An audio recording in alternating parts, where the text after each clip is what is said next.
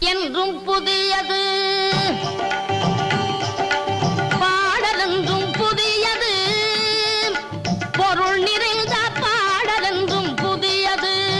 முருகா உன்னை பாடும் பொருள் நிறைந்த பாடலென்றும் புதியது.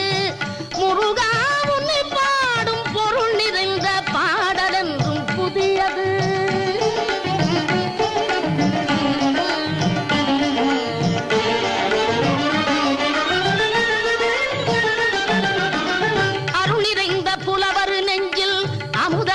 தமிழ் கொடுத்த பொருள் நிறைந்த பாடல் என்றும் புதியது.